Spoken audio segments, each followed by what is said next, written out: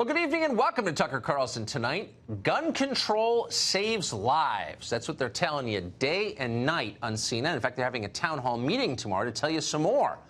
Anyone who opposes gun control, they'll tell you, by implication if not directly, is a bad person, a callous, cruel, probably violent person, someone who doesn't care about the safety of others.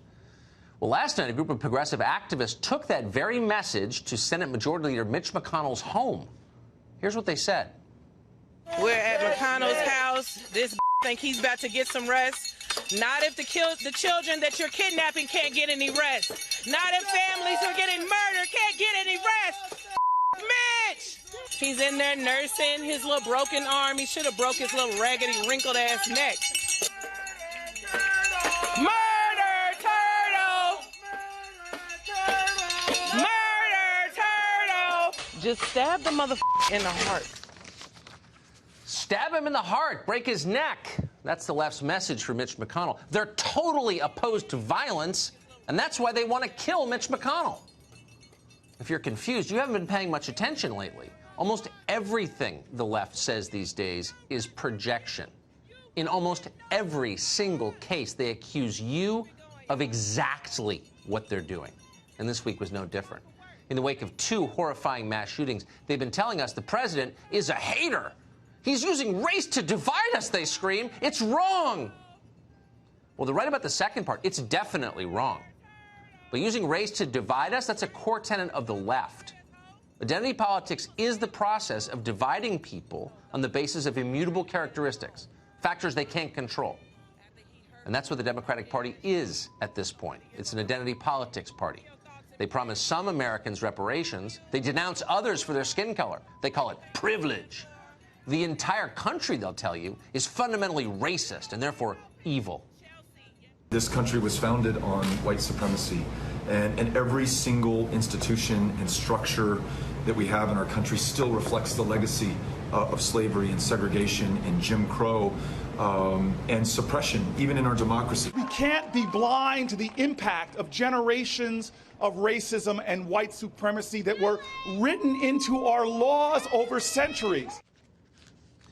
So they're buffoons. Yes, they are. They're dumb, of course. Do they have any idea what they're really saying? Probably not. But that doesn't make the cumulative effect any less sinister or damaging. What you're watching, what you saw in those tapes, what you're watching every day, is a systematic effort by the left to undermine the institutions that hold this country together.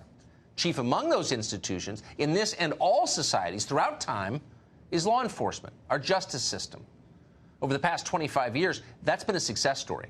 America's cops have radically reduced crime across this nation. They brought our cities back to life. If you don't know that, you're obviously under 40. Ask anybody who lived in New York City in 1991 what it was like. If that person's honest, you'll be grateful for what the cops did. But now, on the basis of no evidence whatsoever, the left is telling us police are racist monsters. I have challenged our police department to recognize all of the ways in which the uniform has been burdened by racism. We're going to crack down on police brutality aimed primarily at people of color. Training for police officers on implicit racial bias and procedural justice, because to deny it exists is to deny folks liberty and, in many cases, life. How can we continue to lose the lives of unarmed black men in the United States of America at the hands of white police officers? That is not justice. If you are young and black, you're treated differently because of the color of your skin. I don't believe that it's just a case of a few bad apples. I believe that the system is broken. Imagine if you were a cop, or your dad was a cop, or your son was, having to sit and watch that slander day after day. Again, on the basis of no evidence, they're saying that. It's disgusting. Dividing us? Oh, yes, they're dividing us. Or how about our thousands of ICE agents working to enforce laws that the Congress passed? The Congress passes the laws and then hires people and doesn't pay them all that much to enforce their laws. Now Democrats are calling those people Nazis. Good people doing a thankless job that we need to have done, only to have some pampered moron like Ocasio-Cortez savage them for political reasons. None of this is new, by the way.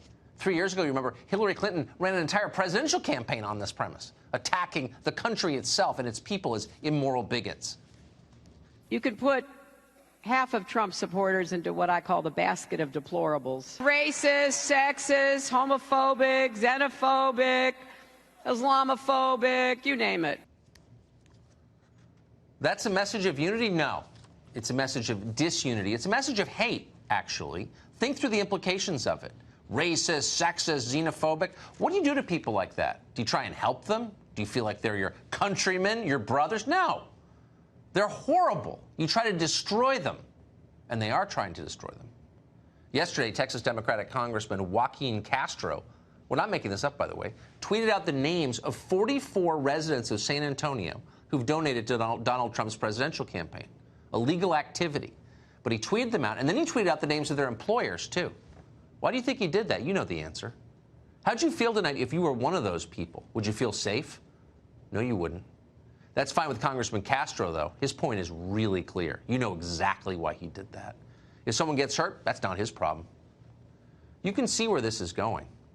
It wasn't that long ago that the Boston Globe ran an op-ed suggesting that restaurant workers poisoned the food of Trump supporters. And, of course, Democrats have been calling on people to harass and scream at people tied to the Trump administration for years. They've been saying that. Go to the Hill today. Get up and please get up in the face of some Congress people. If you see anybody from that cabinet in a restaurant, in a department store, at a gasoline station, you get out and you create a crowd. And you push back on them. And you tell them they're not welcome. So, yes, these people are buffoons. And it's our fault sometimes, if we're being honest, including this show, for highlighting what buffoons they are. Because by doing that, we underplay how dangerous their rhetoric is.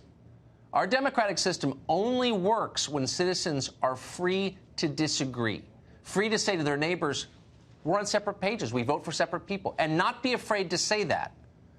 But the left is making us afraid to say that. The left demands total conformity.